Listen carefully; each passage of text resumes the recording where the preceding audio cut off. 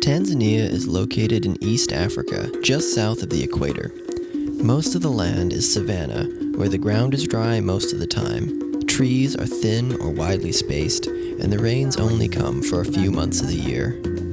During the dry season, the dirt turns to dust, which limits the crops they can grow without irrigation.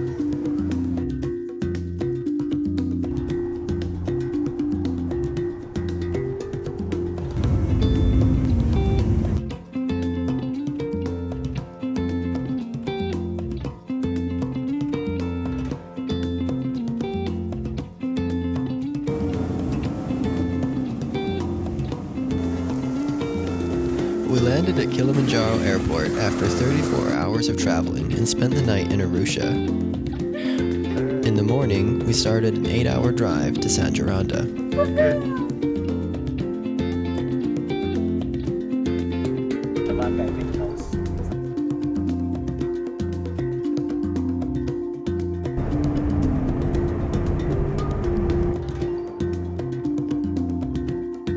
Restaurants and bathrooms are scarce on the road, so we lunched on the roadside.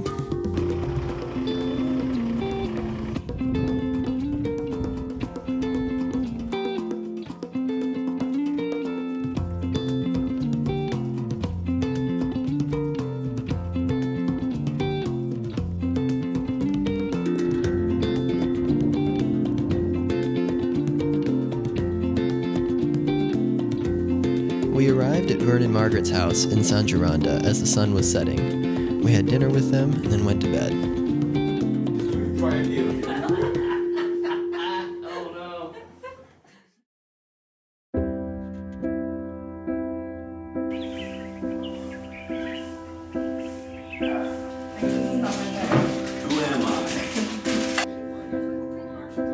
A few years ago, our friend Buck Hudson connected us with Pastor Jens and his wife Barrett and the mission in Sanjaranda.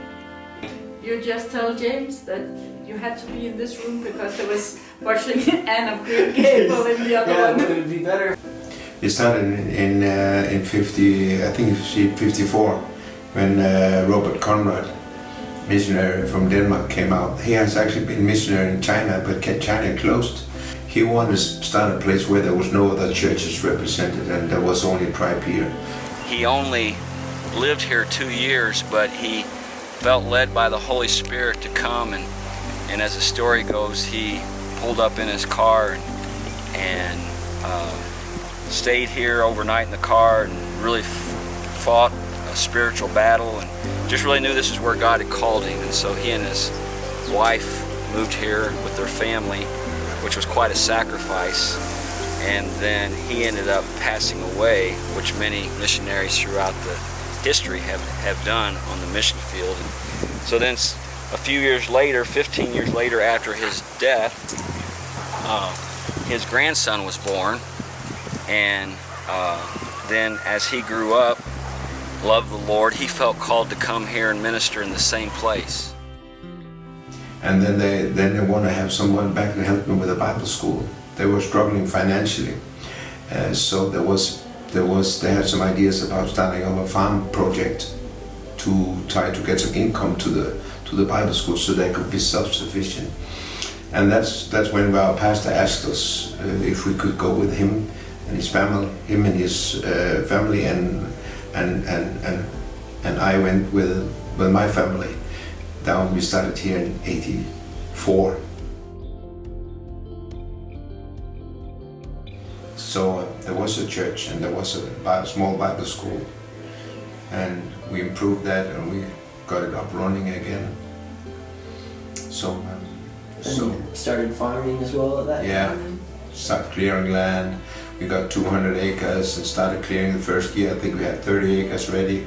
Next year 40 acres. And then slowly, then we got some more equipment and we cleared the rest of the 200 acres. So we were started. Jens and his late wife raised their family in the village. They established the farm that helped sustain the Bible school when overseas support began to dry up and many other Bible schools in Tanzania were forced to close. Unfortunately, Jens's wife became seriously ill, forcing them to move back to Denmark, where she then passed away. Vern and Margaret moved from Canada to Sanjaranda to help the mission. Vern brought his skills as a farmer and mechanic, and Margaret came to teach English at the Bible College. Work here is practical missionaries, if I can use that word, in the farming area and in maintenance and repairs of the buildings. Our Bible college here, Sanjaranda Bible College, we offer 3 courses. One is a 3-year diploma in theology course, which is in English. And we have pastors and young people also, young evangelists that are coming. It's in English, so we offer also an English course. It's a 9-month English course. They come for 3 months at a time. And then there's a 3-month computer course. So there are the 3 programs. Whoever comes, whatever course they come to, we have morning chapel and every student is required to be there. And every term, people get saved and filled and baptized. So. The mission in Sanjaranda is to bring the gospel to people by raising up leaders and pastors. Another part of the mission is to train farmers on better farming practices to bring a better quality of life to the people of Tanzania. This is accomplished through the Rural Training Center, led by Ambayu. But they are running small projects in the area. In 9 villages. 9 villages in the area, and they drive around out there to see how it's going, see how it's being implemented. And then they teach them, tell them what to do, so to speak, and then they will come and watch to see how it's being implemented. We also have agricultural seminars, and people come here, and they have teachers that come from different places to teach agriculture. Our main purposes down here is to encourage and equip pastors and leaders so they can equip the church down here. And we do that by leaders' conferences every year. In addition to the farm and machine work, several times a year, Vern leads a ministry team into the remote parts of the Tanzanian bush. They stay there for a week, teaching about God and showing them movies like the Jesus film on a projector screen after sunset. It's into areas where most people have never seen a white man before. And they're so out in the bush, they're accustomed to witchcraft. They're accustomed to going to the witch doctor. So when they hear that God heals, to them that's news. Just like it says in the Gospel of Mark, and they went everywhere preaching the Word of God and God working with them with signs and wonders. That's what we are experiencing. One village we were in, him and his whole team came forward for prayer because they had stomach problems. That was the worst in that village. But God touched and healed. So things like that, it's decided.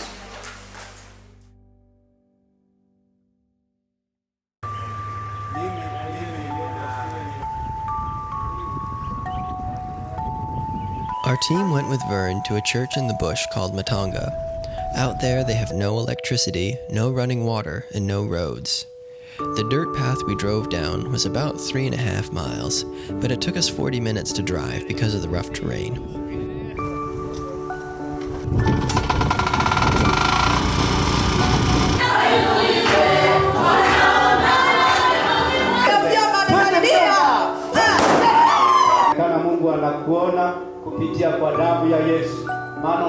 To serve Jesus all the days of your life, and that you would be able to understand the love of God.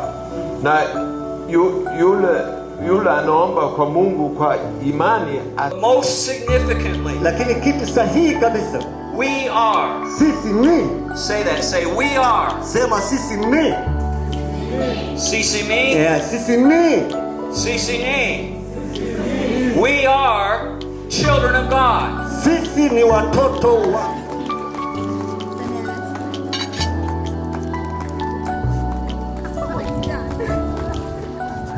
Vern set up a generator and projector after sunset to play a Christian video for the children and later the Jesus film. With as little as these people had, they invited us to share dinner with them and served us their best.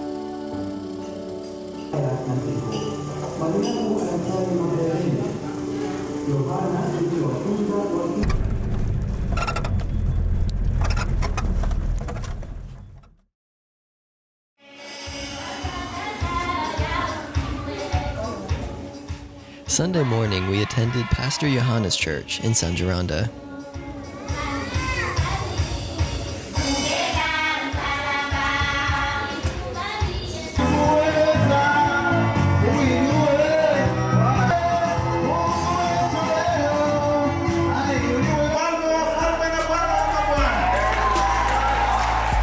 He said, I commit my life totally to serve Jesus.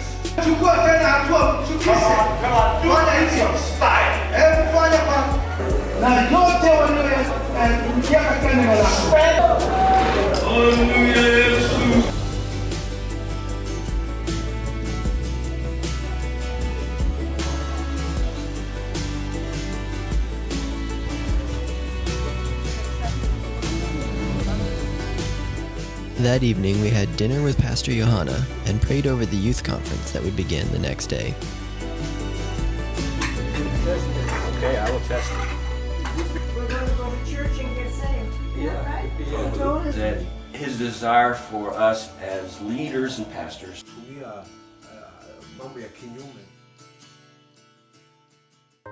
Monday began the two-day youth conference.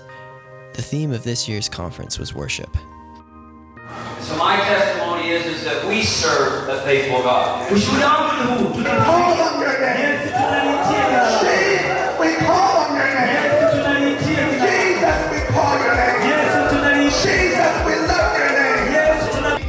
Kwa sababu tunamjua yeye ni kwa ajili yetu. Kila kitu tunachofanya Can be an act of worship. We feel towards God. na tunatakiwa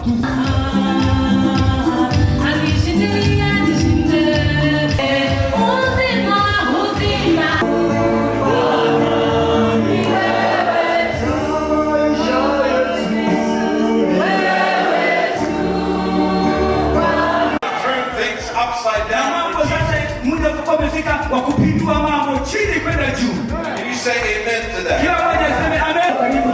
bado kuna nafasi, karibu tu kwa Roho Mtakatifu.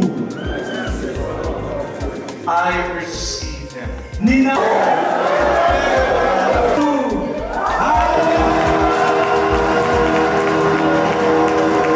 Presence of the Holy Spirit. kwamba watahisi uwepo wa Roho And that the fire of God has come. na kwamba moto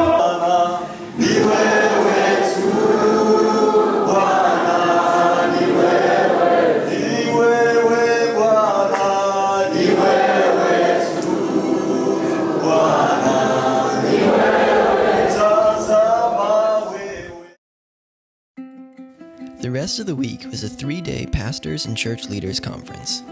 Dave, Shabaka, Buck, and Jens spoke about the importance of church leaders having relationships with other leaders who can support them.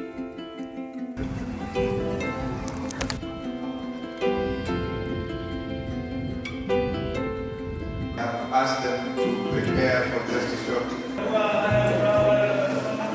So many things to do, lakini kuamua kuja. But deciding to come. God advances his kingdom through people. Anaendeleza ufalme wake kupitia watu. Not relationships. Hii inahusiana na we resist being independent.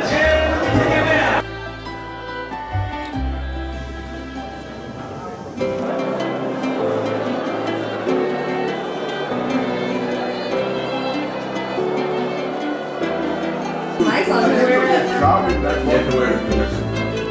Just give it black t-shirt, my mama.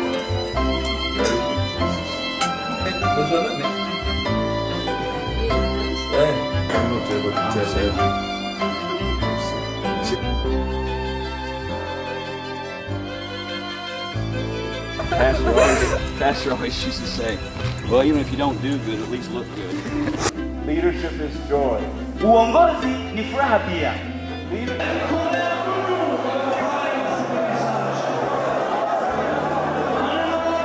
Tunapoondoka, rains come, mvua inakuja. Rains go, mvua inaenda. It's not a visitation.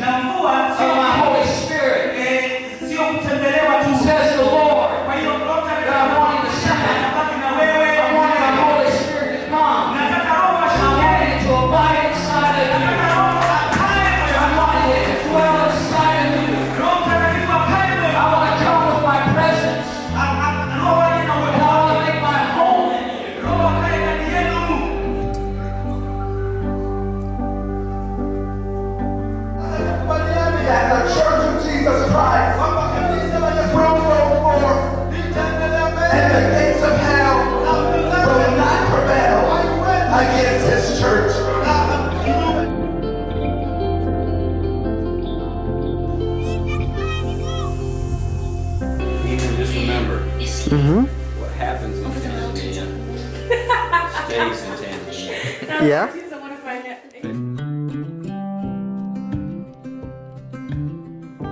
It was nice to have some downtime to spend with Vern and Margaret on Saturday. They have their own well, but the water isn't safe to drink, so they drive a few miles down a bumpy dirt road each week to buy purified water in a tigi. You won't find any air-conditioned supermarkets there.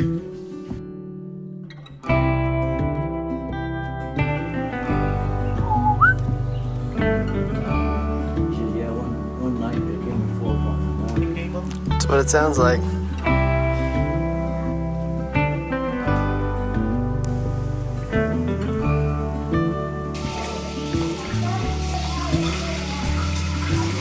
So it changed now? It would be for the buses and not for the help.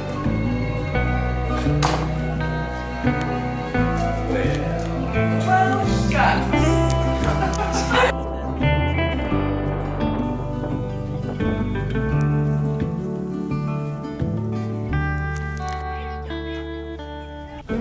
That evening, we were invited to dinner at Ambayu's house. Ambayu is the head of the Rural Training Center, the agricultural arm of the Bible College.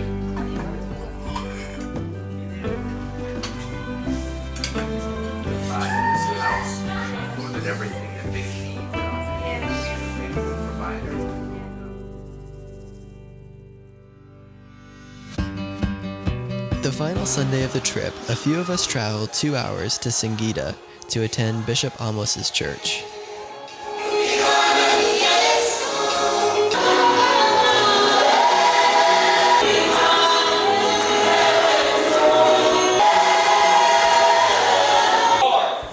We serve a wonderful King. This is what forgiveness has provided. This is what forgiveness has provided for us. Without loving or sin. Nothing you can do about it. But Jesus Christ. But Jesus Christ. But Jesus Christ.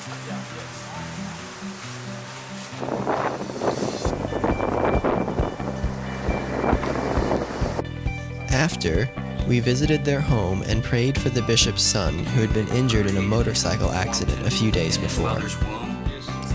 We thank you that just like Monday, we began our 48-hour journey home, driving north to Kilimanjaro Airport.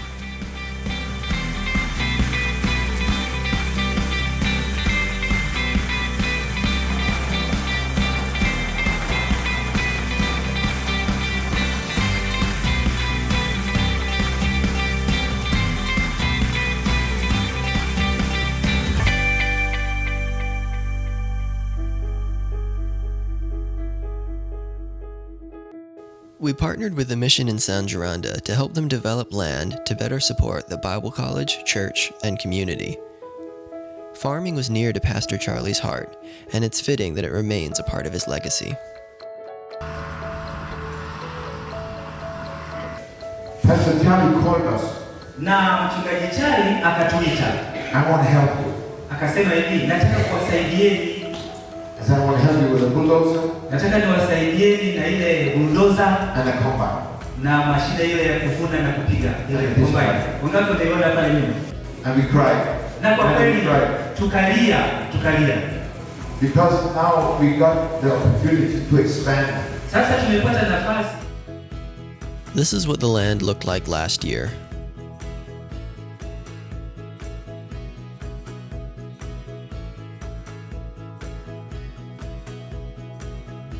After receiving the equipment last May, they began clearing the 1,000 acres of land that had been granted to them.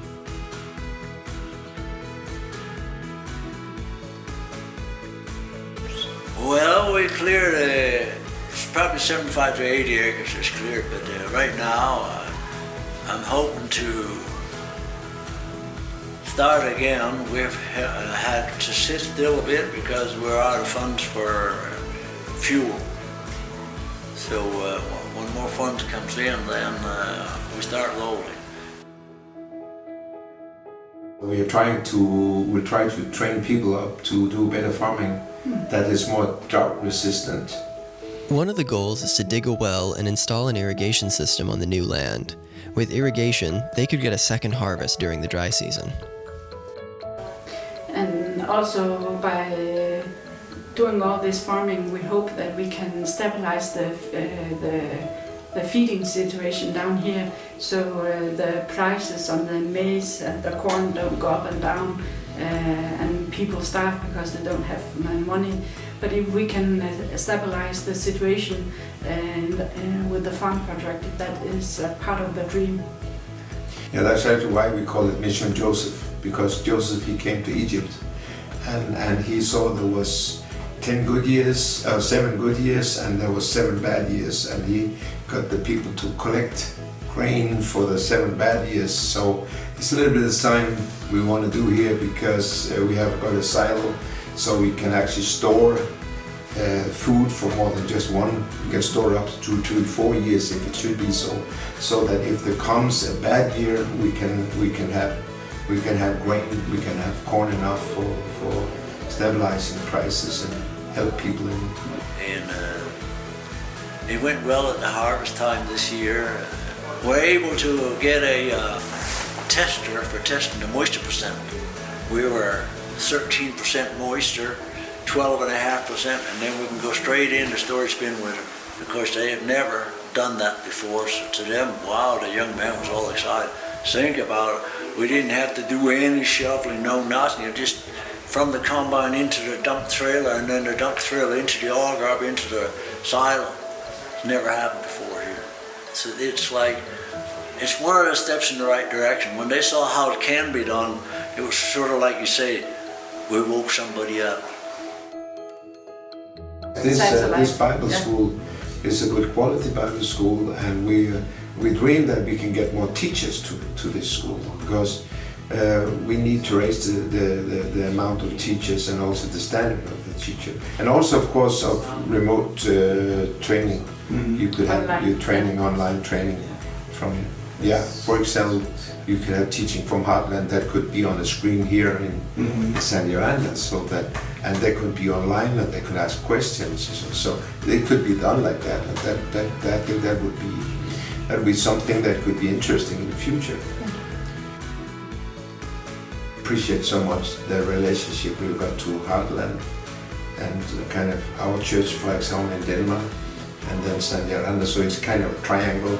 We have a good relationship, and we hope to see people from Heartland in Denmark. Yeah, also in Denmark, yes.